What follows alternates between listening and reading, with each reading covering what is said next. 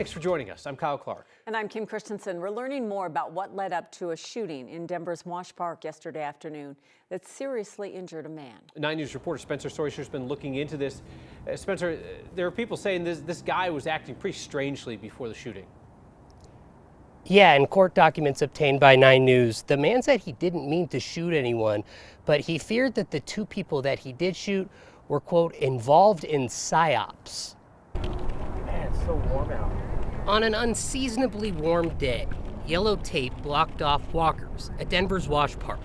New court documents shed light on why Denver police believe 28-year-old Ryan Eggleston shot at two people at the park who he'd seemingly never met. According to police, Eggleston got in an argument with an older man who asked to sit next to him on a bench. Police say he spit on the man, pushed him and punched him, then fired a gun toward him, hitting his bike. Then about a minute later, court docs say he shot someone else in the jaw. He told Denver police he thought the two were involved in so-called psychological operations. Mark of the beast is here, and it's really AI, and AI can leverage psychological warfare upon you. Last year, Eggleston appeared on the Kingdom Crossroads podcast. I couldn't remember exactly what we talked about, so I went to the show notes on the episode. Oh, yeah, AI. Okay. Pastor Robert Thibodeau lives in Baltimore. Hello, everyone, everywhere. Pastor Robert Thibodeau here. He's part of Podcasters for Christ. He said Eggleston asked to come on his show to talk about AI. His theory on and his perspective on how AI will usher in the end times. Thibodeau was surprised to hear about the shooting and that the man he interviewed about ministry and AI for a half hour is accused of it. His views were to the extreme, I guess you could say. Eggleston told police he was placed on a mental health hold last year in Lakewood for suicidal thoughts and, quote, psyops talk. Our prayers are with the people who were involved with this. You know, it's something that shouldn't happen. Denver police say the person who was shot is expected to survive. Eggleston does not have a criminal record. He was in court earlier this morning where a judge issued a $1 million bond. Reporting live in Denver, Spencer Soisher, 9 News. Some places in Denver hit the 70s in February. So DIA, where it's officially official, missed the mark just barely. And then this afternoon, zip, in came the cold front. And it changed fast, Kathy. People were like, did. wait a minute. Why It did I did. put on shorts? We were in the 50s and 60s by 9, 10 o'clock this morning, and then by 2 o'clock, temperatures dropped like 30 to 40 degrees as that Arctic front, which was stretched out across the northeastern plains, began to move westward into the metro area. Not a lot of moisture with it and not a lot of wind, thankfully. The temperatures today, 68 officially, 70 downtown, but almost 80 in southeastern Colorado, and the cold front in northeastern Colorado kept temperatures there in the 30s.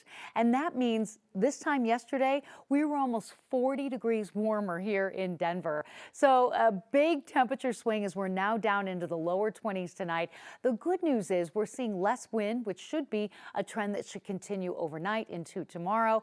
And the Arctic front should start to retreat back to the east, allowing for a mild day again tomorrow ahead of a storm midweek that could bring mountain snow. The timing and impact of the midweek storm coming up.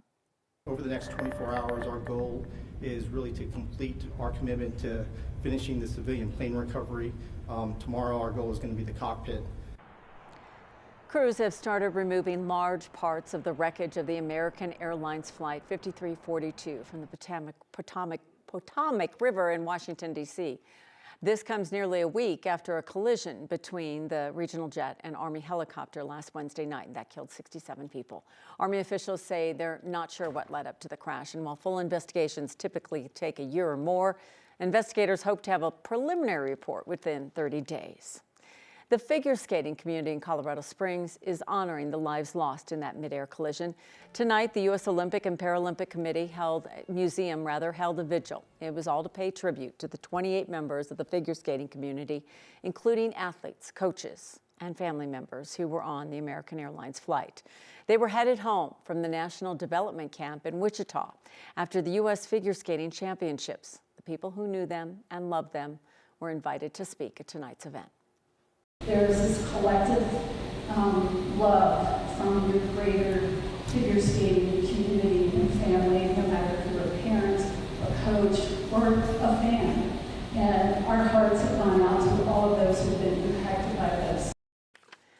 There will be another event to honor the victims on March 2nd. U.S. figure skating and the Washington Capitals will hold the tribute at Capital One Arena in Washington, D.C. In Philadelphia, investigators are sifting through debris following a deadly plane crash Friday night. 6 people on board the medevac jet crash died. 1 person in a car on the ground was killed. At least 24 others were hurt when the plane crashed less than a minute after taking off. 4 of those injured are still in the hospital tonight. The 6 people on board were Mexican nationals, including a child who had been treated for an illness at Shriners Children's Philadelphia, and her mother. They were returning home to Mexico after the child's treatment, with the flight's final destination set for Tijuana.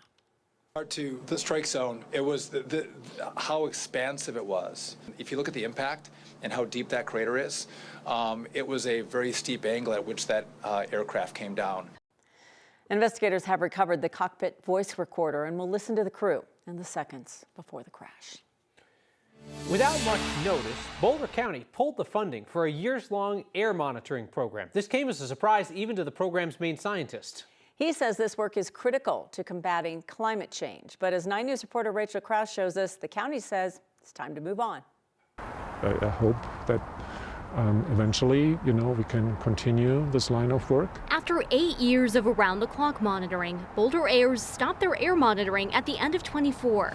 Monitors, instruments, equipment. Boulder Air CEO and research scientist Detlev Helmig says the county's move to defund the program without warning came as a shock. This decision was surprising to me. Over the years, they've tracked air pollution levels and gathered data on climate trends. Yeah, so this is the Boulder Reservoir Air monitoring station. Data some people rely on for checking air quality, and others have used to shape policy. There's been a whole series of rule changes, laws that have been implemented based on the information that we've gathered from this monitoring. We were really using it to help state legislators write new legislation. We've lobbied for that. We've been very effective in that.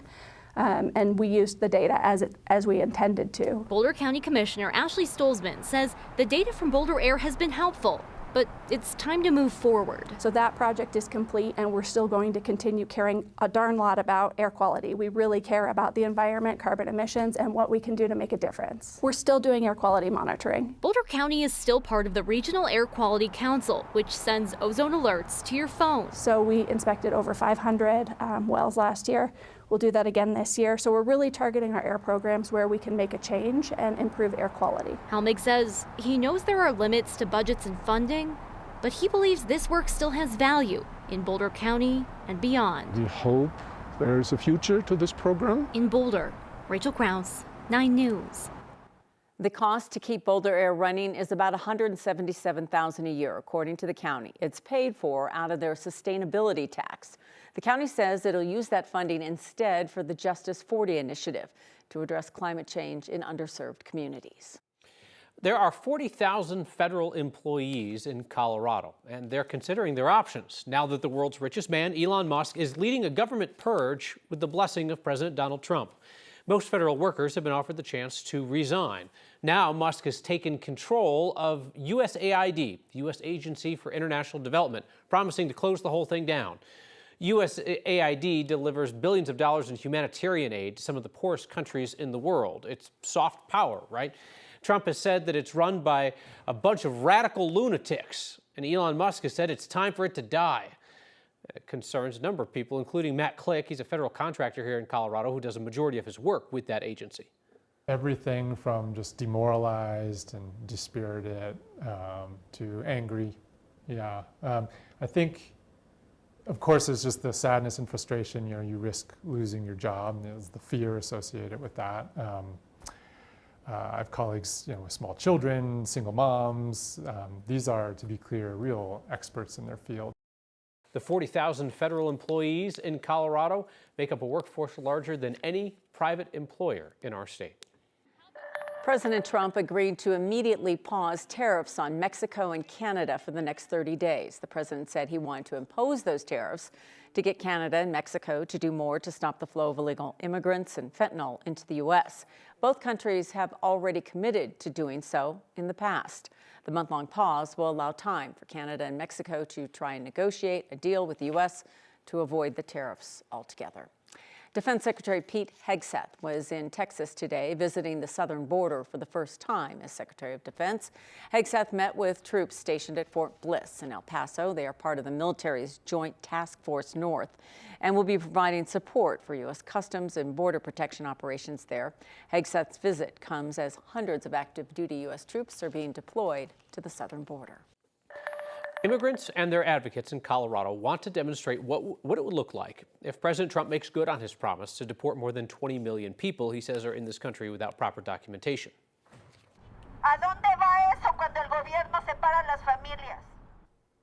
Today, people rallied at the Capitol for what was called a day without immigrants. Call for immigrants to stay home from work and school for the day and not to buy anything as part of the protest. The Colorado Immigrant Rights Coalition organized today's rally.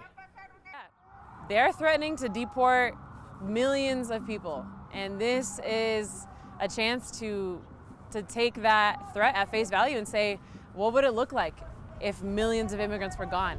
If they weren't working the restaurants or, teaching at school? What does it actually look like to remove millions of people from the community? And it's community saying, we can show you that, and we don't think you want that. Some businesses even closed for the day as part of the Day Without Immigrants. Casa Vallarta in Aurora is typically open 7 days a week. Not today. The owner is an immigrant who became a U.S. citizen. His daughter says he felt compelled to take part in the movement. Well, I know it kills him a little bit because he doesn't close. But, I think we have to stand strong on this day, and to really just show our support by closing. And, we're going to be open every other day of the year, so they're welcome to come back. Casa Vallarta has been around for 27 years. It's something of a staple in the Aurora community.